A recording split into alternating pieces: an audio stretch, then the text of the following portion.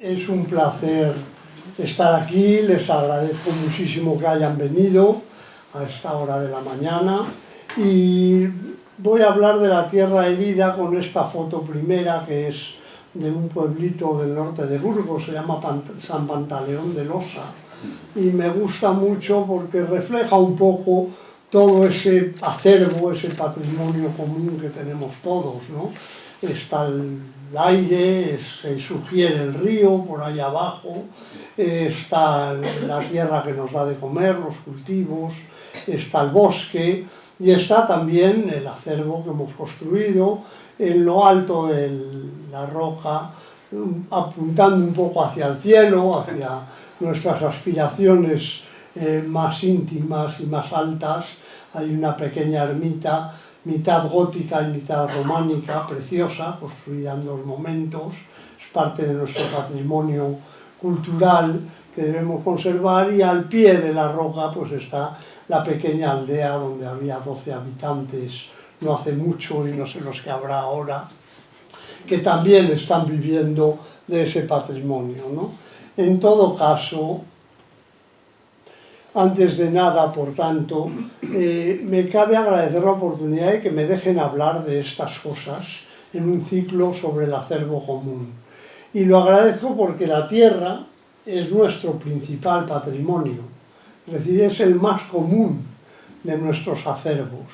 Normalmente entendemos por patrimonios otras cosas que debemos cuidar, que son más fáciles de cuidar también. Quiero decir que si el patrimonio son las joyas de la abuela, pues se pueden meter en una caja fuerte, llevarlas al banco, hay muchas maneras de cuidarla. Pero si el patrimonio, por ejemplo, es nuestro cuerpo, pues por mucho que le cuidemos, como sabemos algunos, se va deteriorando porque está vivo, se gasta, se usa, la naturaleza está viva también. Entonces no es tan fácil de cuidar, ¿no?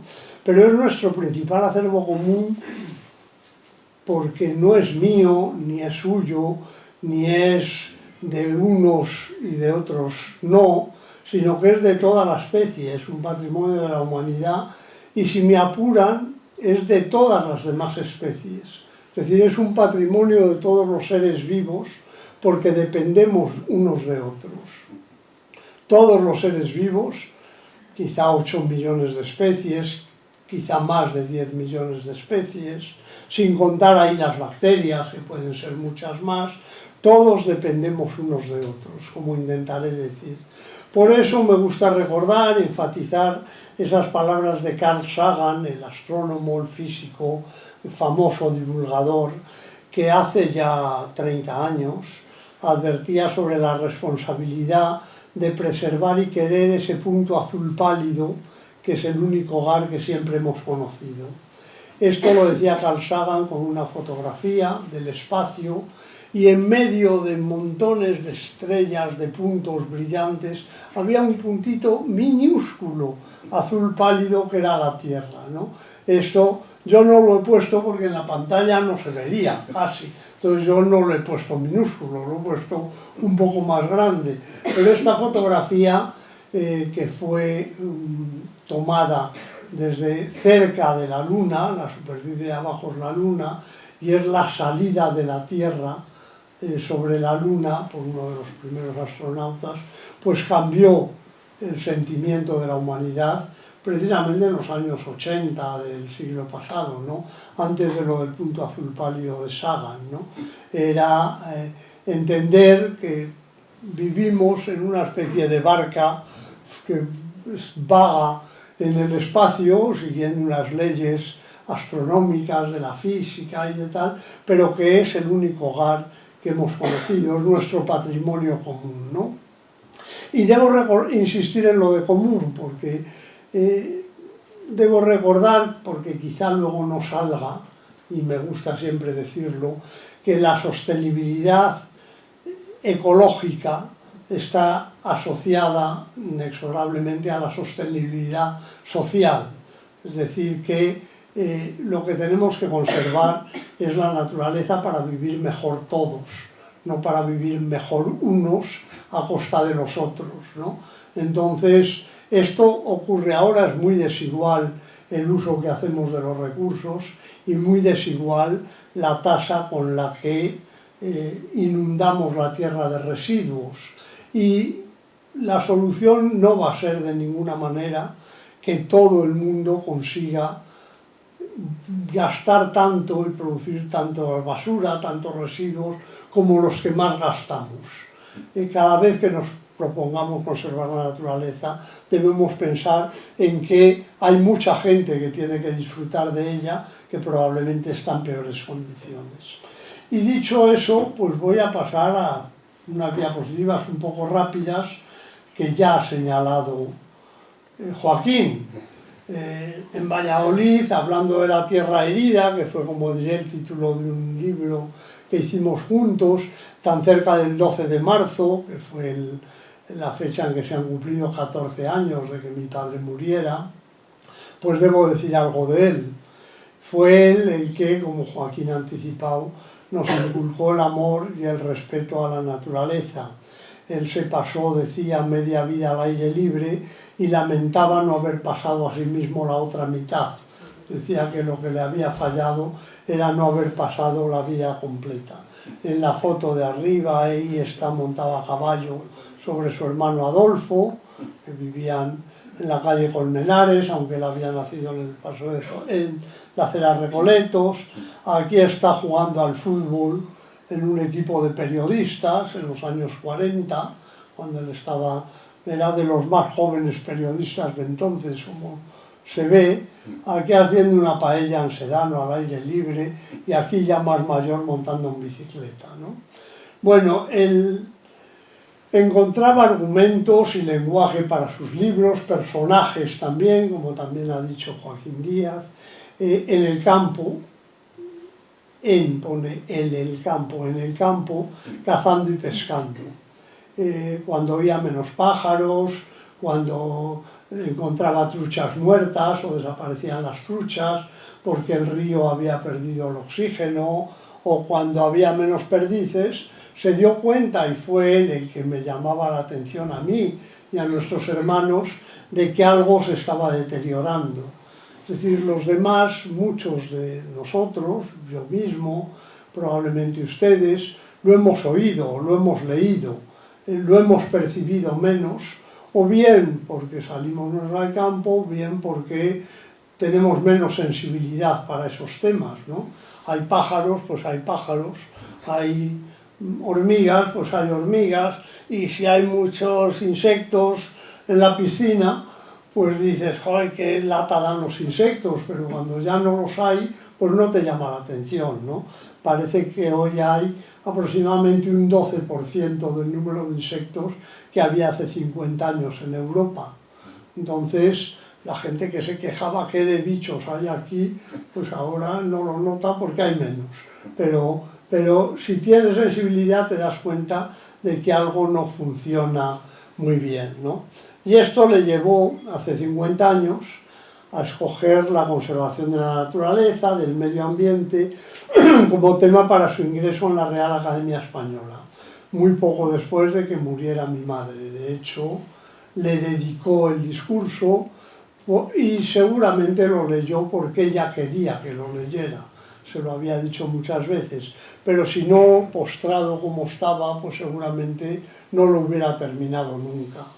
En todo caso, el discurso le llamó El sentido del progreso desde mi obra, y es el que se publicó luego con el título Un mundo que agoniza, entre otros, ¿no? Esto fue hace 50 años y 30 años después, o sea, hace 20, más o menos, se planteó volver a tratar el tema y entonces me propuso hacerlo juntos. Así escribimos en 2005 La tierra herida, un libro que traigo a colación porque el título coincide con el de la charla, como hablé con Joaquín en tiempos, y que desgraciadamente sigue siendo actual. No han mejorado las heridas de la tierra. Y la redacción del libro fue una de las últimas satisfacciones intensas de mi padre. Tenía, cuando lo escribíamos, 84 años, tenía poco ánimo, pocas ganas de hacer nada, pero cuando estábamos escribiendo y aquello avanzaba, pues canturreaba y, bueno, mi hermana Elisa, que la conocen muchos de ustedes porque es vallisoletana del todo, no como yo, que estoy enraizado en Andalucía, le veía tan feliz, que vivía con él, que decía, a partir de ahora, cada verano hacemos un libro. El próximo me lo pido de cocina, decía ella, lo hago yo con él de cocina, ¿no? Bueno, para mí, evidentemente, aquel tiempo de hacer el libro sigue siendo una gran satisfacción. Escribimos en el verano de 2004 en Sedano acerca de los problemas de la Tierra. Él era más pesimista que yo, se acababa de aprobar el protocolo de Kioto, parecía que íbamos a limitar las emisiones de gases de efecto invernadero, y hoy releerlo me conmueve, pues porque me acuerdo mucho de lo que hablábamos, de lo que discutíamos, de lo que me reñía, porque también lo revitalizó. Me decía, hijo, hoy no has trabajado nada, y yo sufría mucho, pero si me he pasado la noche dándole vueltas, y me dijo una frase que he recordado muchas veces, lo he comentado más con literatos, bendita vigilia creativa, hijo, ¿quién volviera a pillarla?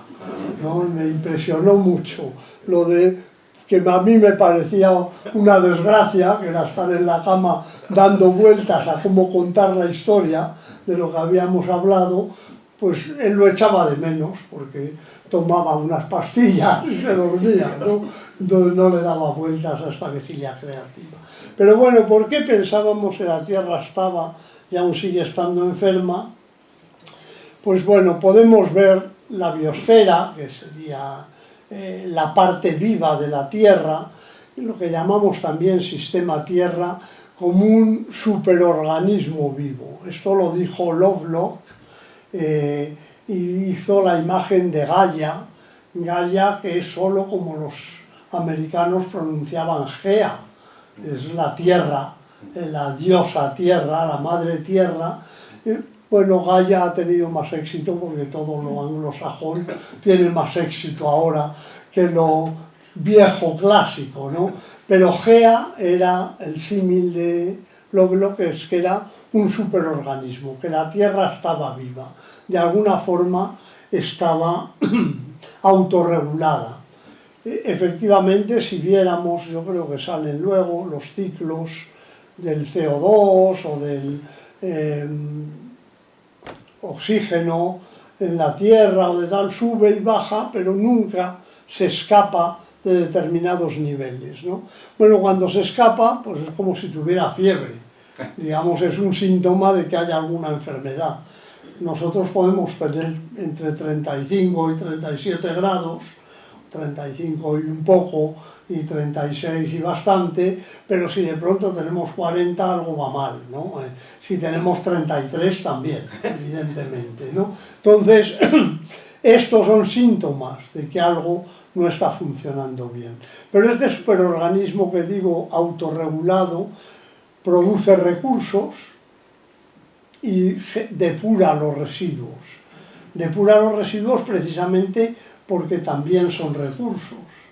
Es decir, cuando tiramos basura al campo, al río, se acaba depurando, si no excedemos la capacidad de depuración, porque hay seres vivos que lo usan como recurso. Lo sabemos muy bien abonando con estiércol la tierra, ¿no? Ese estiércol acaba desapareciendo porque se convierte en nutrientes para las plantas, es decir, nuestro residuo, o el residuo de las ovejas o de las palomas, cuando íbamos a coger palomina para abonar, pues esto es un recurso para las plantas.